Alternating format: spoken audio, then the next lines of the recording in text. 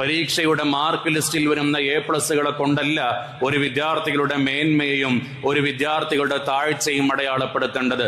Mark പുസ്തകത്തിലെ A+കൾക്കപ്പുറത്ത് ജീവിതത്തിൽ എങ്ങനെയൊക്കെയാണ് നമ്മുടെ വിദ്യാർത്ഥികൾ A+ നേടേണ്ടത്, നമ്മുടെ കുട്ടികളുടെ ജീവിതത്തിൽ എത്രമാത്രം A+കൾക്ക് അവർ അർഹതപ്പെട്ടവരാണ് എന്നാണ് നമ്മൾ ചിന്തിക്കേണ്ടത്. മാർക്ക് വരുന്ന സമയത്ത് ചില കുട്ടികൾക്ക് മാർക്ക് കുറയാം, ചില കുട്ടികൾക്ക് മാർക്ക് കൂടാം. രണ്ട് കാരണം കൊണ്ടും വിദ്യാർത്ഥികളെ തളർത്താൻ പാടില്ല. മാർക്ക് കുറഞ്ഞത് കൊണ്ട് നീ മറ്റവനെ നോക്കണം അവനെ നോക്കണം എന്ന് പറഞ്ഞുകൊണ്ട് കമ്പാരിസൺ ചെയ്യുന്നതിലൂടെ നമ്മുടെ വിദ്യാർത്ഥികൾ ഉയരുകയല്ല ചെയ്യുന്നത്, താഴുകയാണ് ചെയ്യുന്നത്.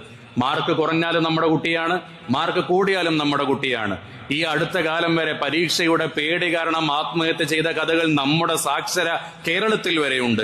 അതുകൊണ്ട് എന്റെ പ്രിയപ്പെട്ടവരെ, നമ്മുടെ വിദ്യാർത്ഥികൾക്ക് ലഭിക്കുന്ന മാർക്ക് എന്ത് തന്നെയായാലും അവരെ ചേർത്ത് പിടിക്കുക. ചിലപ്പോൾ ചില തിരുത്തലുകൾ അവർക്ക് പറഞ്ഞു കൊടുക്കേണ്ട സാഹചര്യം ഉണ്ടായിരിക്കും. അത് പറഞ്ഞു കൊടുക്കേണ്ടത് ഇന്നോ നാളെയോ ഒന്നുമല്ല.